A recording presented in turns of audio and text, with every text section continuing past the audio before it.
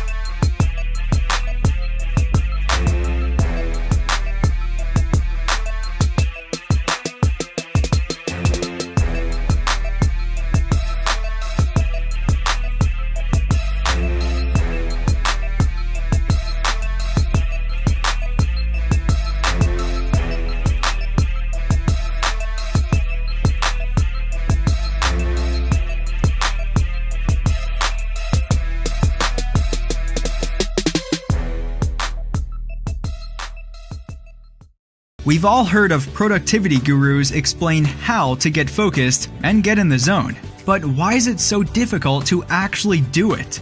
As designers, co-authors Jake Knapp and John Zeratsky think a lot about creating things that are useful, and they've been fascinated by time management techniques.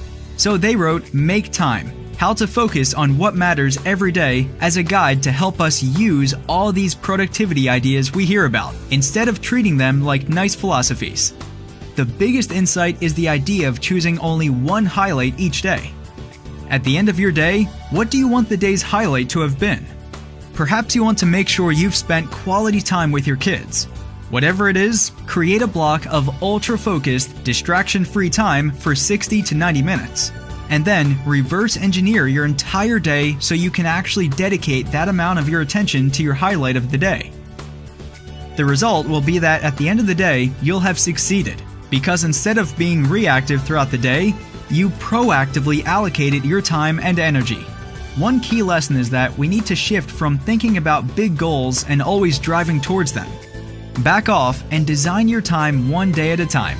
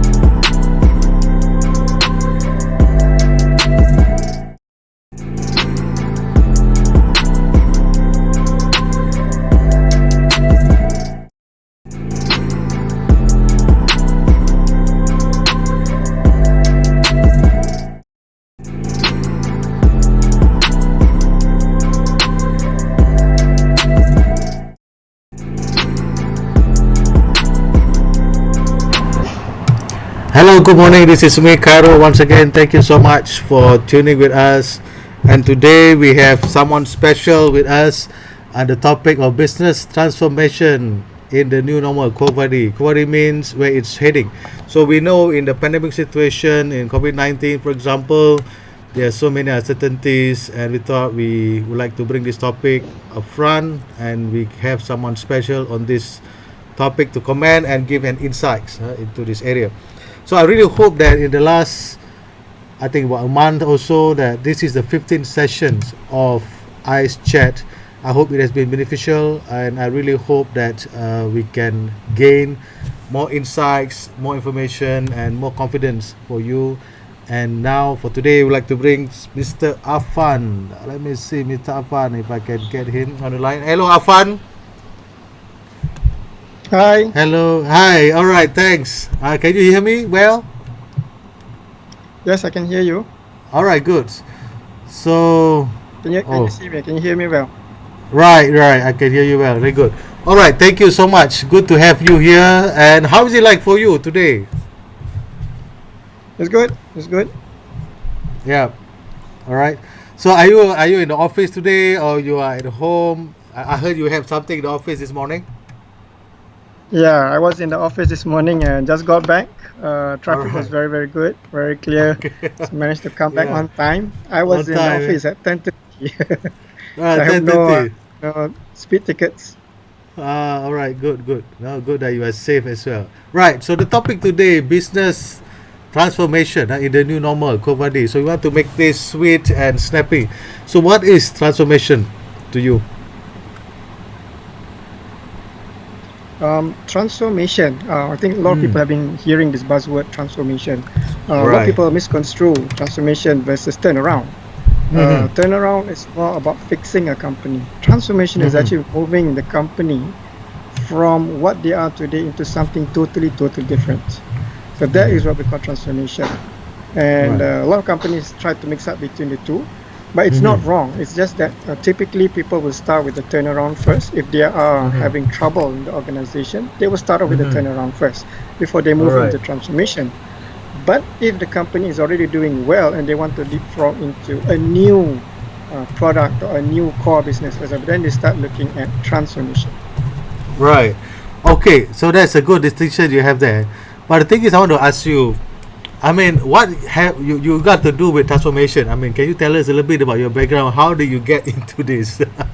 That'd be nice, you know. Yeah. Well, I am an IT graduate actually. I'm quite a nerd before, but Right. I joined Petronas back in 1997 as an IT guy.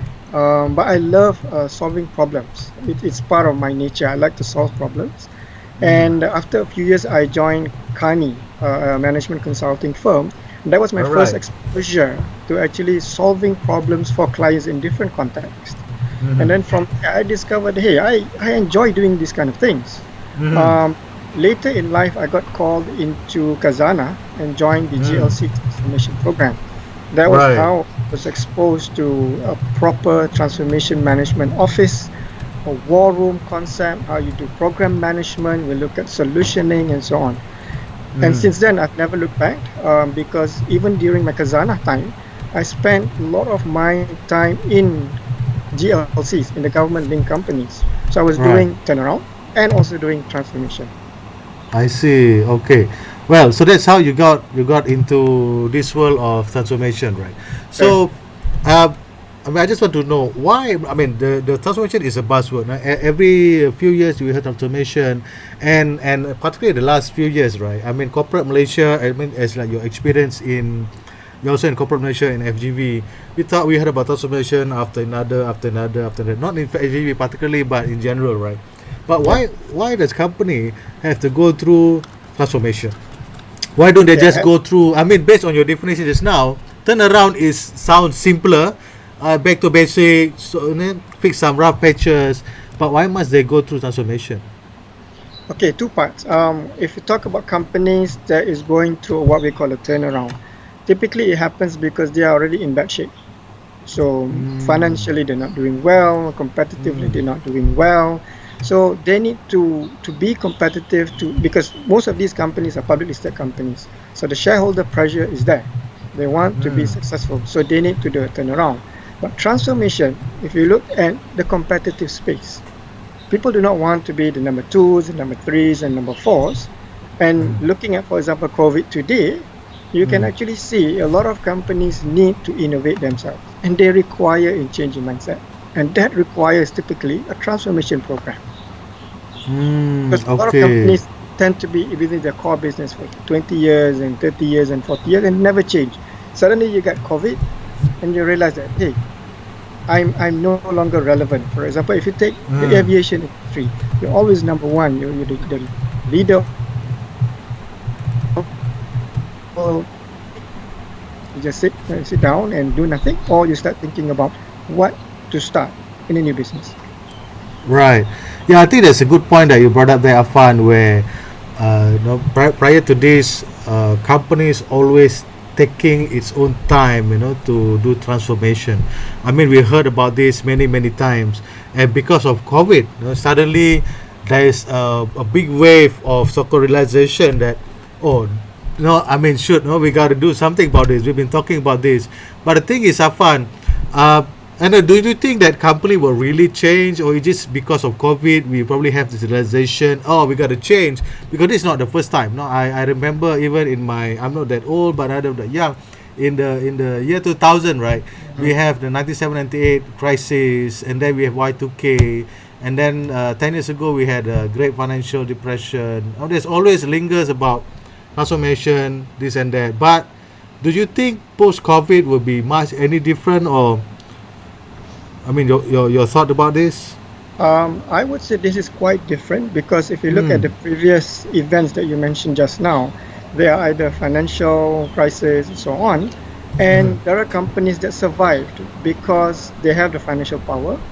Second, everybody is not going through the same issues. Some companies are facing those issues, but some companies do not. For example, they have their own financial buffer, they have their own diversification, right? But if you look at today, everybody is affected, not just companies, but also people.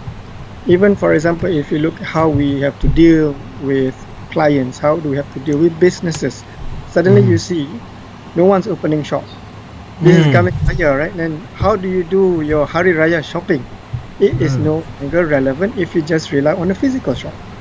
Yeah. So it is totally changed. And a lot of people think that this is going to take about 2 months, 3 months, but people are already saying this is a new normal. Yeah. So for the next 3 years, social distancing is going to be there. Online shopping or online business will be flourishing. Right. Those who are in the traditional business most likely will drop out and will never come back, even if they have the financial power. So what you actually need is change, and that change is not coming fast enough. So we can continue looking at the 1998s and all that, because during that particular point in time, they can survive by having enough cash. Today, even if you have cash, you can't spend that cash. Right. I think that's a good point that you brought up, where there's a need of mindset change, right? And there's also, in terms of cash, not many companies keep a lot of cash these days, and many on very high gearing, especially in the name of growth. Even banks, in the name of growth. I mean, I read one article that it used to be banks rely on deposit taking for lending, but they interbank institution credit, right, to justify their lending. One bank owes another bank, and when there is another situation, there'll be some systemic. But the thing is, why mindset change is so difficult, and how does your role as a chief transformation officer help in this situation? Before I do that, I think the first thing I would like to mention to you is, I use this analogy of having a frog being boiled. Sorry, it's a little bit noisy. You put a frog in a pan and you slowly cook it, right? It doesn't feel that change. And that is what is happening today in many business environments. Right.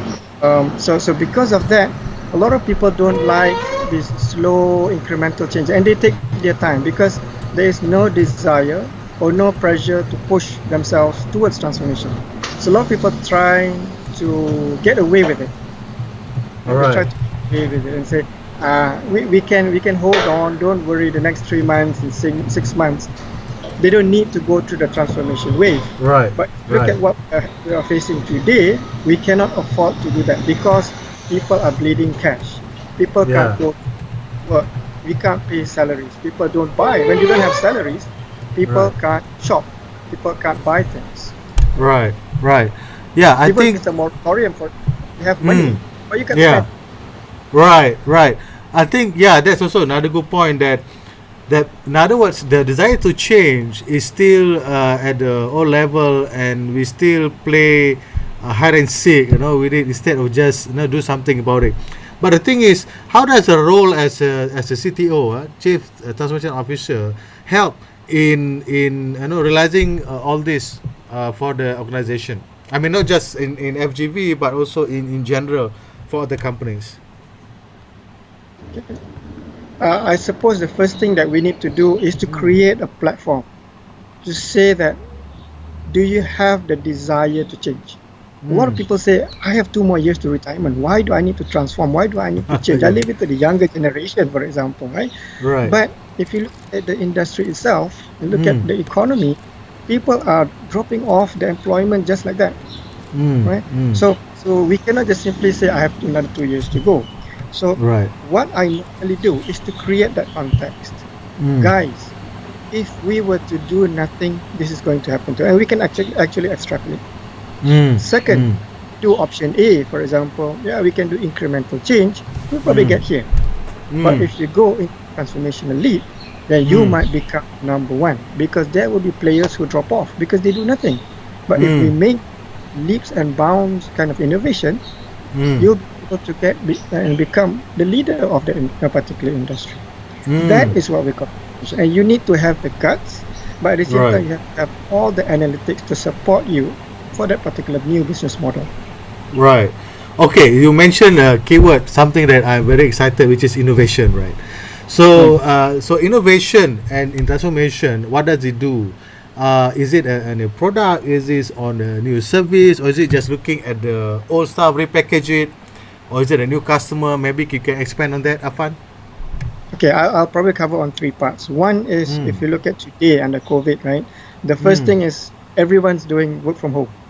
Suddenly, I guess if we were to look back 6 months ago, if people talk about virtual meeting is not effective, today it's a mainstay. Right? Yeah. Why? I want to add on that. 2 years ago, I had someone contacted me on LinkedIn. At that time, so I put my time is a bit busy. I couldn't catch up. I told him, why don't we have an online meeting? Then we talk the first time, so maybe if we found a way or things that we could mutually work on, then we can meet. And that person got offended. He never contacted me again, and he even sent me a message saying, oh, Carol, you are so arrogant, don't even want to see me. Business is a social contact. That's what he said. And building on that, like you said, it used to be virtual meeting is a no. I mean, we always believe business is a human, personal, a personal touch. All right. So okay, Bill, go ahead, continue.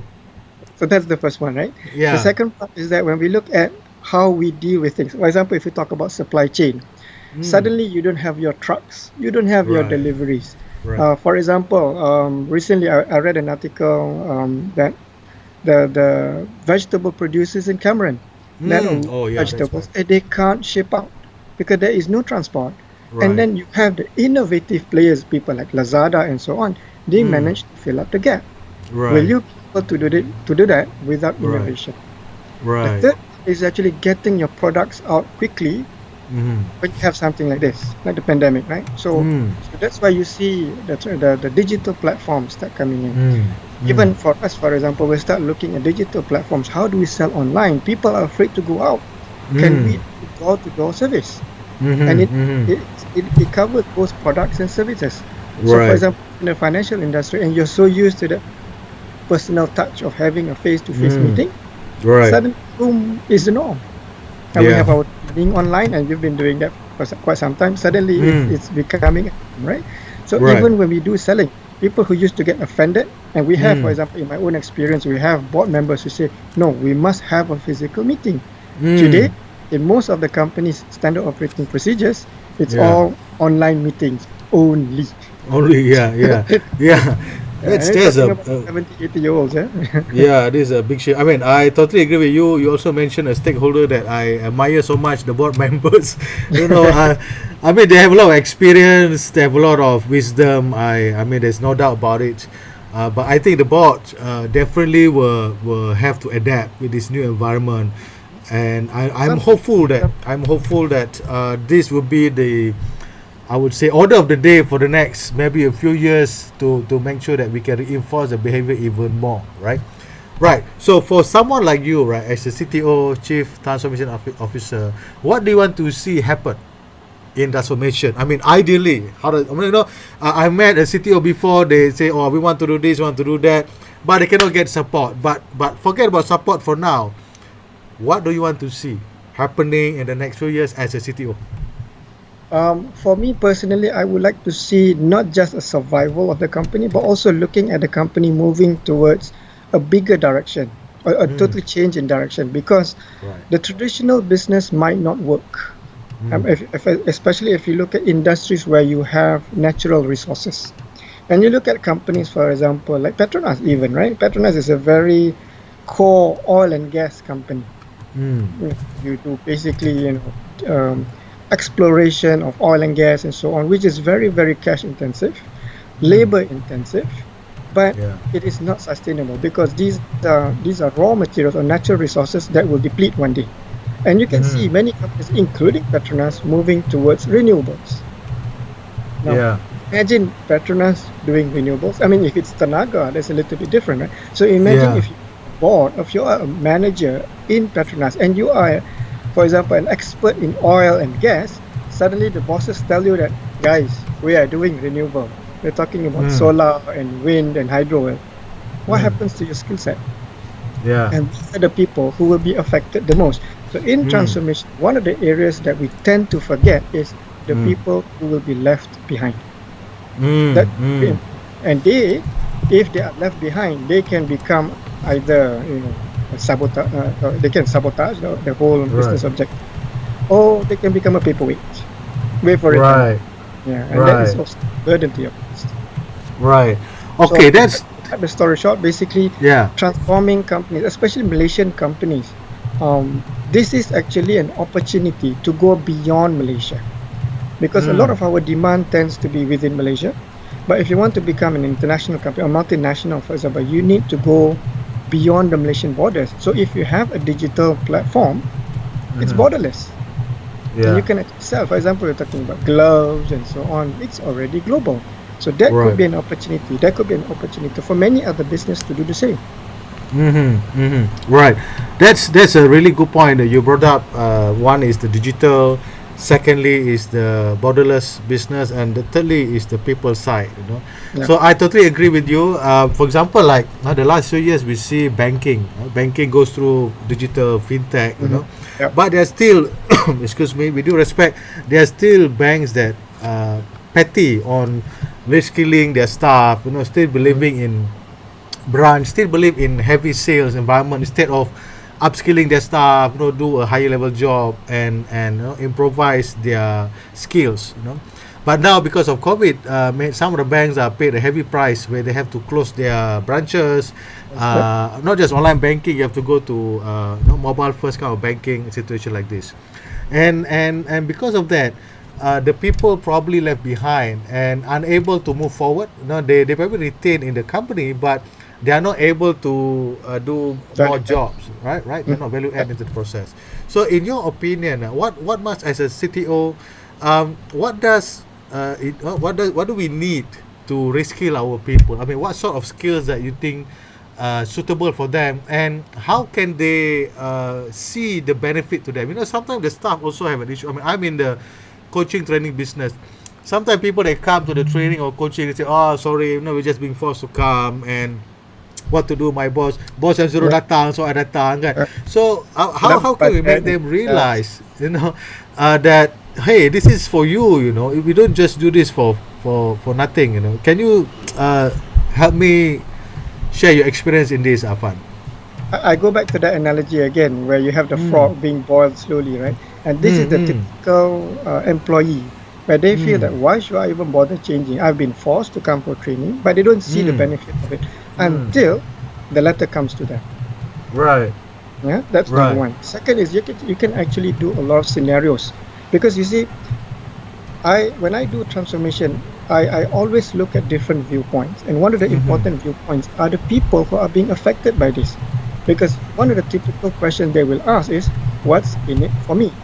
Because when you Right. talk about transformation of a business, it's simple. You talk about your bottom line, you talk about your top line, you talk Right. about saving costs and so on. You're talking about being number one in terms of positioning and so on.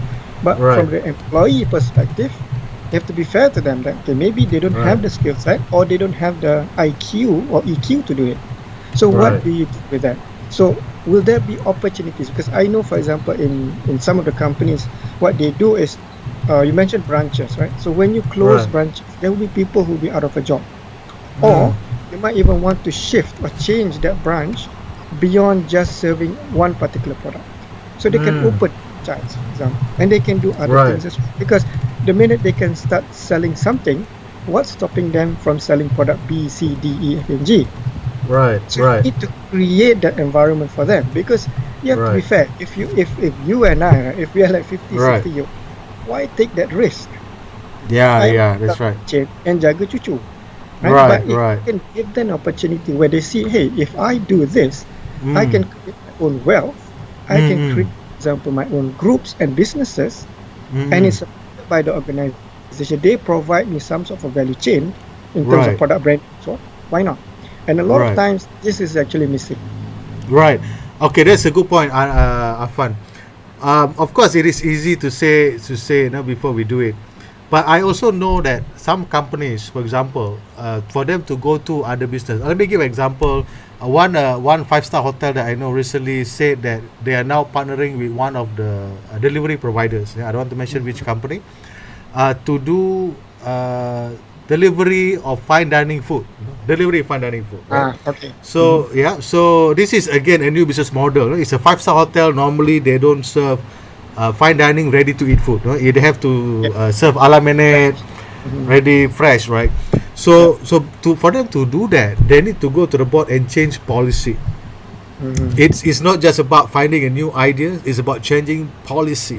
And because they are a 5-star hotel, the policy has to go to a national level, regional level, and global to get endorsement. Okay, go ahead, right? So how does company, I mean, of course, let's say they are a local setup, they need to change policy, they need to go to the board, and they have to deal with the board that is probably backdated, stay safe, no risk taking, or Keep some our of them, values intact. yes, some of them just, sorry to say it up, stamping Terima saja kan. kasih. So I mean, how do you influence, I mean, I'm sure you don't work Yeah. alone, right? How do you influence this situation so that we're able to take that lead for the companies?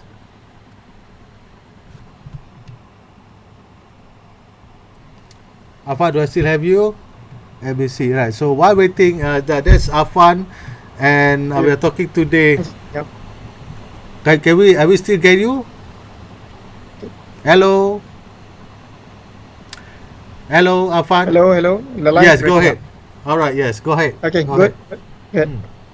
Sorry, I didn't hear your question just now. Can you repeat that? Yeah. So how does someone like you influence the board to take a change in policy bigger than just doing the incremental change, right?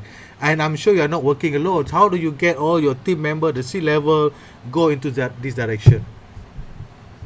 I think the first thing that we normally do is to look at context.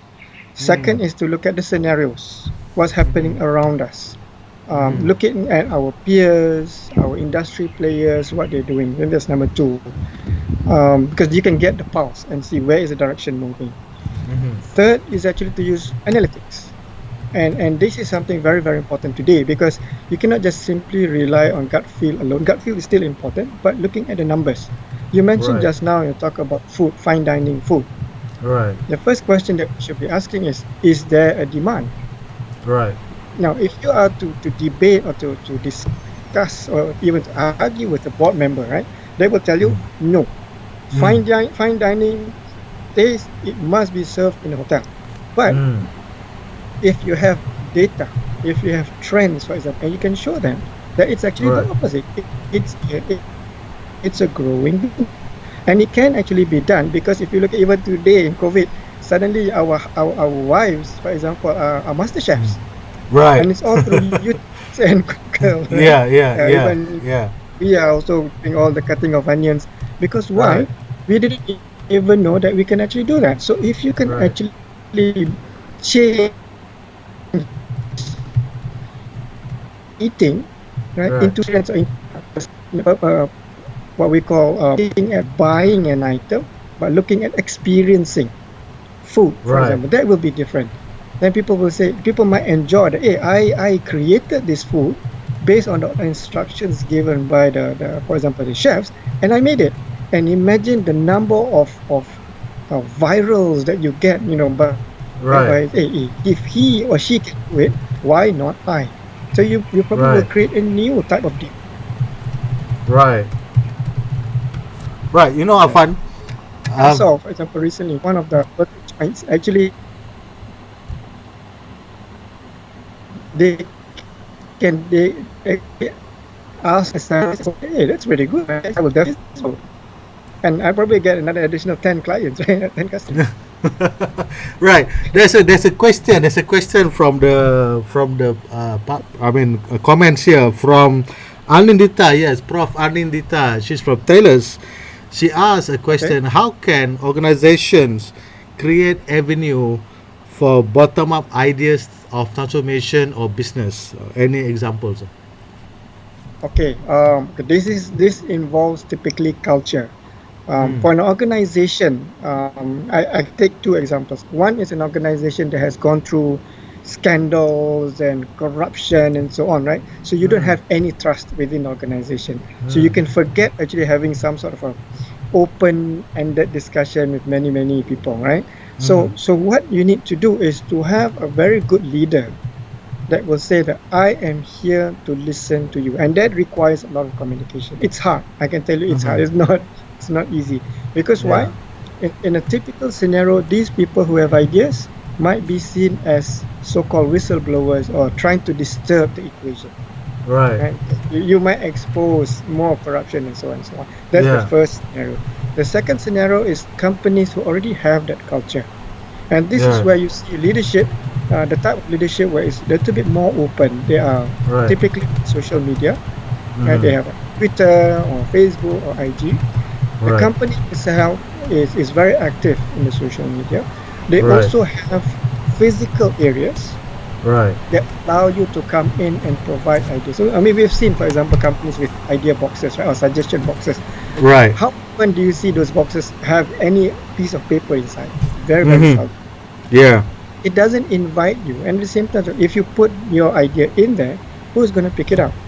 Yes. So you need to give credit. So, for example, if somebody gives you an idea, it goes to, for example, a website or a Facebook, there will be people, for example, in the innovation team that will pick it up and say, hey, I think this is a good idea. And you give credit or acknowledge to the people who provide you that information. Right. So with that, you have this so-called quick wins, because it's not easy to build that trust. So you need to tell people, guys, I received this idea.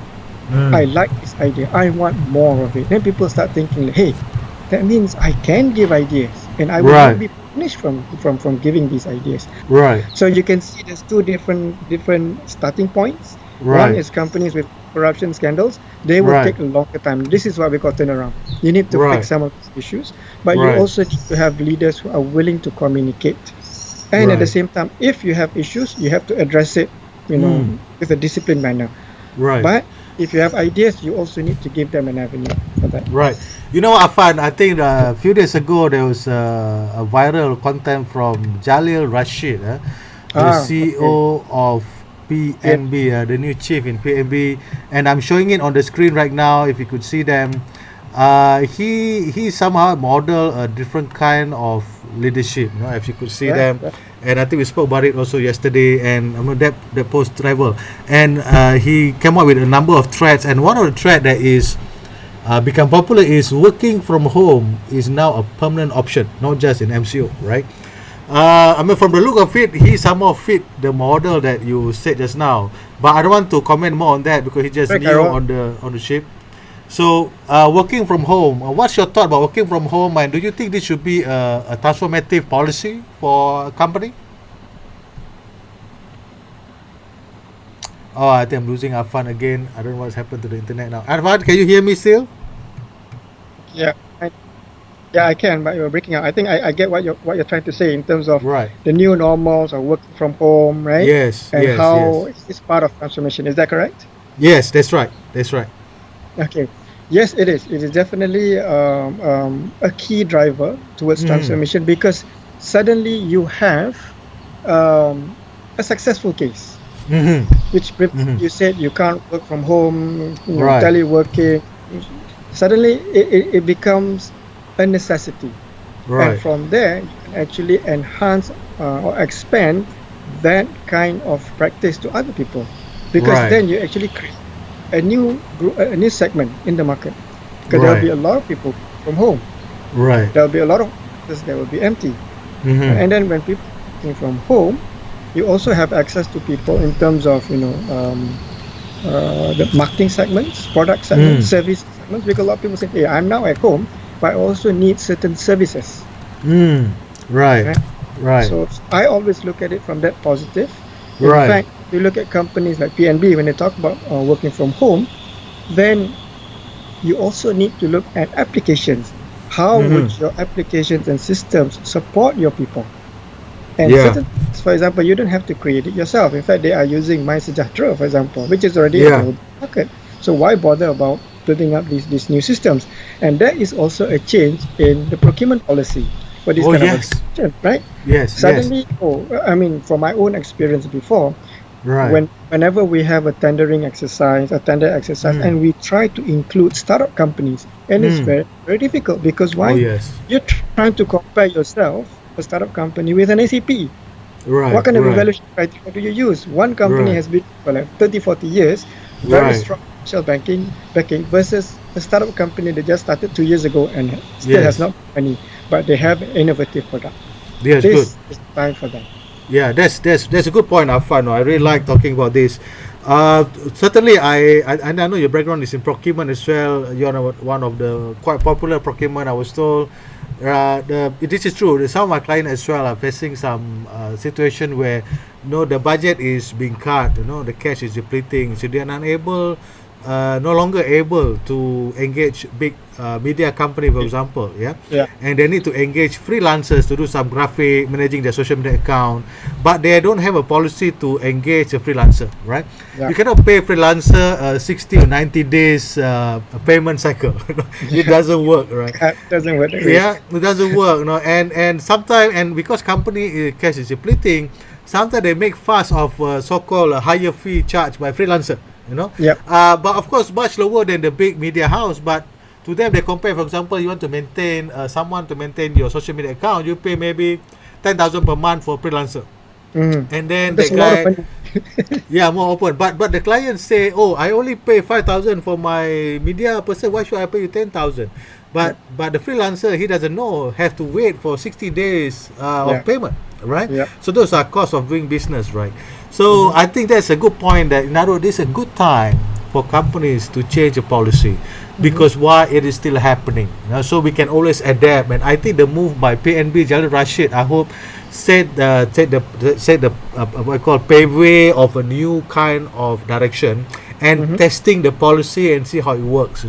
Because if the pandemic is over, there is not much you can do, because it's over already. We go back to our normal, right? Okay. So Will I it want be? to be. I'm not sure.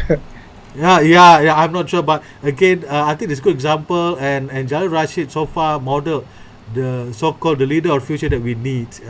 Especially when he did the press that's not press conference. That's a more presentation of the board, of PMB Yeah. meeting, business right? plan. Board meeting, Yeah. business plan. That's right.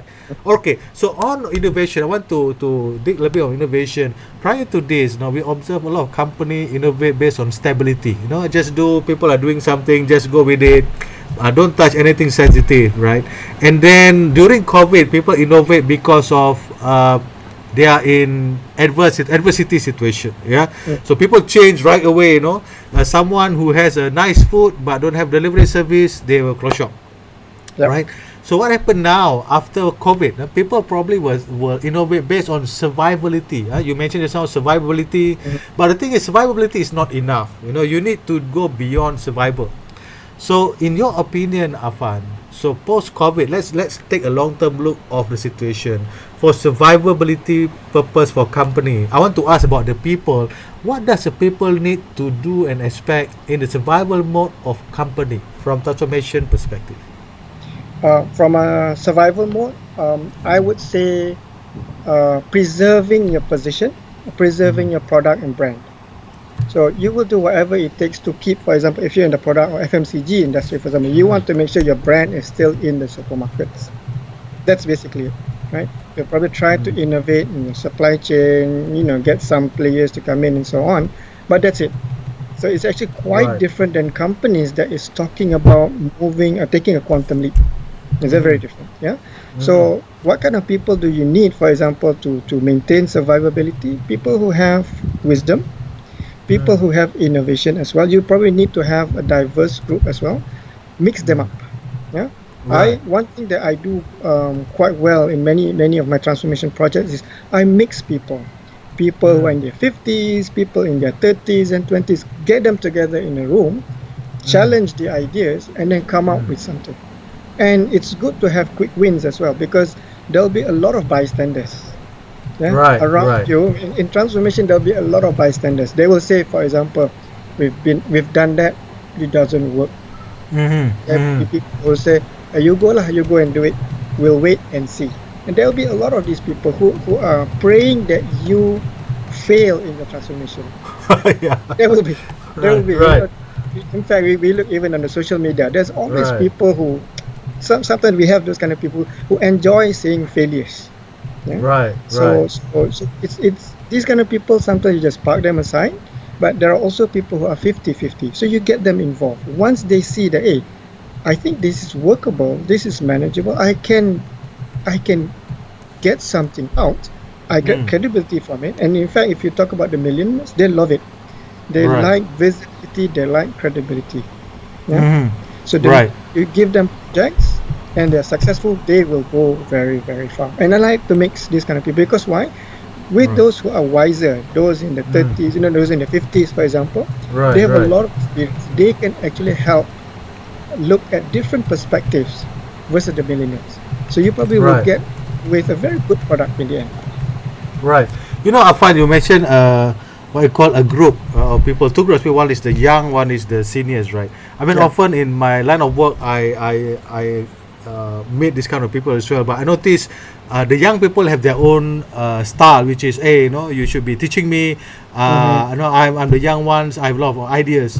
But the senior might thinking, oh, you should come to me instead because I have the wisdom, I have the experience, right? But the two never met, and you need someone like you to help them put together and all that, right? And you're right, there's some people who are hopeful that we fail, some bystanders, right? At the same time, the thing is, Affan, how do we? Okay, the young people are understandable. They are young. They probably not have an experience, yeah.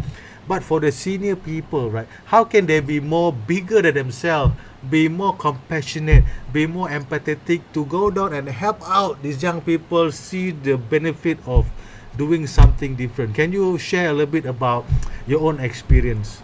Yeah, so I'll take those two groups. You have the younger groups, and then you have the what we call the older group, right? So the older group, we need to accept that they might not have the energy like the younger one. The younger ones are eager to push, they can work late at night. Sometimes you talk to the guys who are a little bit older, they might be a little bit laid back. They might not Right. want to take certain risks. I'm not saying everybody, but there might be some. Right. But we need to actually go through and layer by layer to see what they actually have. They might have Right. concerns, yeah, because Right. it goes back to what I call the what's in it for me. From their perspective, I have 2 years to retirement. Why should I even be involved in this project, which involves late nights? I have to think through, I have to be stressful and so on. I must Right. just stay home and jaga cucu, for example. Right. Right. But Right. we need to tell them that your value is your wisdom, for example. And in fact, I've seen many organizations that when those who are closing to retirement leave the organization, you have a vacuum. Because Right. all that Right. knowledge is actually here, it's in your head. And Right. it's Right. institutionalized. So what we can actually tell them is that, guys, you have a lot of this knowledge. Why don't you impart that knowledge? You can become mentors. You can become coaches, advisors for Right. example, the younger generation, right? Right. And then from the young group, for example, they can actually look at different ideas. No boundaries. They can try all kinds of things, but you also have all these advisors around. Yes, it's difficult because you're talking about two different perspectives, right? So Right. what transformation has is try to bring these two together. And how do we do that? We use tools and methodologies. Right. Right. We do facilitation. We do, for example, Lean Six Sigma. We talk about, Right. you have, for example, design thinking. Right. And this is, we use all these tools and analytics to bring them Right. together. Right. Okay, Affan. I mean, that's a very good point that you mentioned over there. Now, I want to ask you. I mean, as a person, you also involved in financial investment, right? Financial Yeah. investment side. There's another side of you that I see on Facebook, and I think we know that. So, how do you make? I want to ask you a little bit of controversial question. How do you make that transition, or to have this other side of you? Because as a chief transformation officer, I mean, people, I mean, we would know that you have enough salary, you have enough stature, you have enough position in the company. Yeah. but why do you go into this financial investment, and how do you make that change? Oh, I lost Affan once again. Oh my goodness. Affan, are you still with me? Hello. Right, there's Affan, guys. There's Affan. I just want to summarize while I try to get him back. We talk about transformation today, and transformation has many facets. And one of the areas we talk about is about people development skill. Affan, are you back?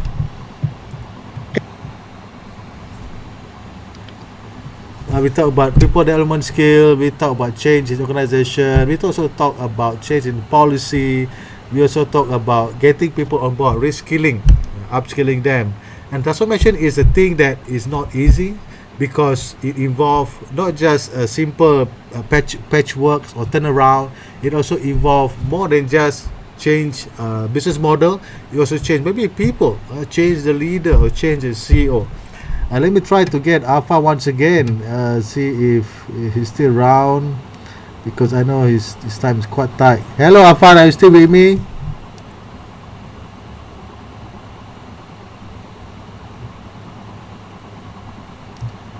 Let me just try to get this once again. Wow, I lost him. All right. So while waiting for Affan, so with that, this is again Ice Chat, innovation, Hello. change. Hello, Affan, you're back. All right, good to see you. I'm Okay, don't worry. All right. So how do you get into this financial investment, and can you share with us a little bit about your own experience? Well, okay, let me make it short. Yeah. I've known this close friend of mine for more than 10 years. He's in this financial industry. But I was trying to avoid as much as possible because I don't quite believe in this until about 2-3 years ago. But we always keep in touch with each other, and he just gave me an advice about the stability of the market and stability of jobs, and looking at my talent. Why don't I go and help other people out there who probably need that financial management, people who don't have jobs, and I can do leadership training as well. In fact, I'm a certified trainer. So I decided one day that probably, I'm not that financial savvy before, spend a lot of money on all kinds of things. Then decided maybe I should get myself into this. Once you get into your 40s, you start thinking about retirement, thinking about your kids, and so on. Right. And then from there, I joined this particular agency called 80/20 Empire. And from there, I learned a lot from my friends, from my colleagues, and we have a lot of training programs that this is something that we can actually do even on a part-time basis. So no matter how busy I am, for example, the social media can actually help me do that job. Right. Second is that my own networks. I have a lot of friends who actually have a similar issue like mine. For example, we're all thinking about the same, right? We're thinking about our kids growing up, going to universities. Some of us are getting much older than others. We have diseases and so on. That you think about, hey, if I have these kind of problems, will I be able to get money for the family? That's how I discovered that in this particular program, we have passive incomes and we have active incomes and so on, and we can actually have other people learn and replicate. So I have that talent of looking at people, getting people in the program, and you realize that when you are in the program, then you can build up your big whys. For example, we call it a big why, right? Then you start seeing what drives you to get more income. What drives you to get more people to be part of the program? That's how we did it. So it helps me balance between the two. Right. So in your opinion, Affan, I mean, you're totally right. about, there's a certain perception previously about financial, this is only for someone who mungkin tak ada pelajaran, only join into this, right? But what are the criteria to select? Let's say there are people out there who are interested, who get excited about when they hear this. What are some criteria that you would outline for the kind of company that the people should join or should consider joining if they're interested? In fact, the entry criteria is very simple. SPM, 3 credits, above 21 years old. You have to go through certain assessments and classes. It's pretty basic. So we have seen people from various backgrounds actually join this kind of organization and being successful. So there is no, I wouldn't say there is no right attitude or right criteria, but what is important is actually to have the right passion and drive. For example, for me, it's very simple. If I continue working in the corporate world, as you said, probably comfortable life, but will that job be permanent? We don't know. But I have a special child, and he needs money, and it goes beyond 18 years old. Because why? When the other children will probably get work, get jobs, they get married, and so on. They'll be. But the special child, I have one autistic child, for example. He needs me forever. Yeah. So I need to have that kind of avenue. So these are the kinds of people, and if you look at different people, they have different challenges. They probably have a lot of debt. They probably have special children at home. They probably have parents who are ailing parents, for example, and they need money. Right. So from that perspective, you build up in their mind that, hey guys, work hard, you'll get it.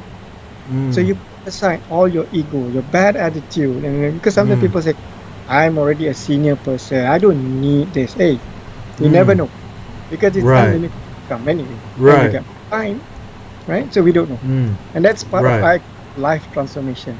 That's I want to say that it's not just about business transformation today that we are learning from Affan, also a personal transformation, life transformation, and it seems that Affan is doing successful, and we hope that Affan, for you, continue your success, and not just building your financial future, but also have what we call a better family altogether at the same time, right? So in terms of building this life transformation for you, and I see you're very active on Facebook. Let's talk a little bit about personal branding. You don't mind? Can we have another 5 minutes? I know we promised only until 11:45. Can we have 5 more minutes, please?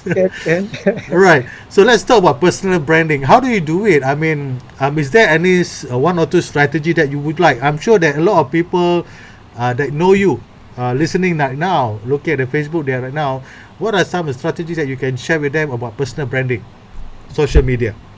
I think personal branding is not something that you just do on social media. It's also about yourself, because you also have friends in real life, right? It's not just Facebook friends. So these are friends who you already know for many years, and they know how you work, and you have the certain values. For example, you have integrity, you have trust, you can be trusted and all that, right? So that comes as a package. Right. Second is social media enhances it, because why? In your circle of friends, let's say for example the closest friends that we probably have about 200, 300 people, maybe. I'm stretching it, right? But beyond that, I mean, Facebook, for example, you can go up to 5,000 friends, and then you have followers, and that's borderless as well, right? And if you talk about Instagram and Twitter and many others, that's how you can actually enhance that through whatever brand recognition that you already have. If, for example, you are a fresh graduate with no network, nothing, right? You can always rely on, for example, using a circle of influence or center of influence. You can use somebody else. So that's why in our agency, for example, we rely on other leaders. It's been there. So, for example, if you meet a fresh graduate in our agency and talk, I don't know anything about you, you have no experience, but I know your agency, and your agency is led by somebody. And that person has been there for many years and gone through recessions and so on. So you can actually rely on those COIs, we call it. Right? But from there, build your own track record. Let's say, for example, you, as a client, and if you feel that if I'm doing a good service, right, then I was like, hey, I know Affan is doing this and this, then word of mouth spreads, right? So it goes beyond social media. But the social media enhances it, because why? When we are sleeping, it's doing our branding for us. That's a good. Yeah, that's a good tip on personal branding over there. So one last one before we move on. So what do you want to see happen, Affan, that in transformation in the next few years in Malaysia, particularly in terms of small business as well, corporate Malaysia? Your thoughts? Okay, let's start with the corporate Malaysia first. I would Mm-hmm. like to see more um, companies, especially government-linked companies. I'm quite passionate about government-linked companies. I was part of the Mm. GSA transformation program to make Right. them become leaders and go beyond what we call GLCs. You become MNCs, Mm. something that we can be proud of. I mean, we look at Petronas, we can be proud of Petronas, right? But can Mm-hmm. we make that, for example, others? I mean, CIMB, Maybanks, and the likes. We want them to go beyond that, I mean, beyond regional, maybe global, Right. for them, right? That's number one. And then if you talk about small companies, in fact, today, because of digital, we are Mm. seeing these small companies coming out of nowhere and say, wow, we didn't Yeah. know. For example, one company that I'm very fond of is Aerodyne. Mm-hmm. Yeah. Company, Aerodyne. Yes. Malaysian company, and it's what, number one in the world, right? Top Right. three in the world, and it's very commendable because why? You fill the gap, Mm-hmm. right? Yeah. When previously you had to rely on people to do all these surveys, right? Virtual, visual surveys. You have to climb up, silos and buildings. You have drones now that can do that job, Mm. and you Right. incorporate data analytics and all that stuff. Mm-hmm. You Yeah. have a new avenue or a new opportunity. That is what Mm. I'm looking for. I'm very proud of Aerodyne. And then Right. from a personal perspective, want to see people with good values. Mm-hmm. I think that's very important, especially when we go through pandemics. And we know there's people complaining about people going out and got issues in terms of following orders and so on. Hopefully, we can become an orderly society. That's very important. Right, right. Good. Thank you so much, Afan. I think I will stop right here. I mean, All we right. already bought more of the time that we planned to. All right. Thank you so much, Afan, for being with us. And I'll go to say hi. Bye bye to you. Selamat having a good day. Selamat berpuasa. I see you again All in right. the few minutes later on. Okay. Assalamualaikum warahmatullahi wabarakatuh. Thanks, Afan. Yeah. Take care. Thank you very much. Waalaikumsalam. Right, so that's basically Affan from Felda Global Ventures, a chief transformation officer, talk about business transformation. And there are a lot of things that we heard from him. I'm sorry that we lost him once in a while. So three key points I'd like to highlight here. One is on policy change, get a buy-in from your board, and of course, don't forget your people. I'm going to do a summary roundup on Instagram, probably later in the afternoon. You could check our Instagram, Khairul_DTLEADERSHIP. See you there. Thank you so much. And ICE again going to be air on this Thursday and Friday. We have a special guest on digital and also on local business. We'd like to feature. Check it out. Our ad. Follow us, like us, so that you can be updated. And if you think our content have give you some value to you, please like and follow us and share our videos. Thank you so much. Have a good day. Assalamualaikum warahmatullahi wabarakatuh. Bye bye. Thank you, Affan.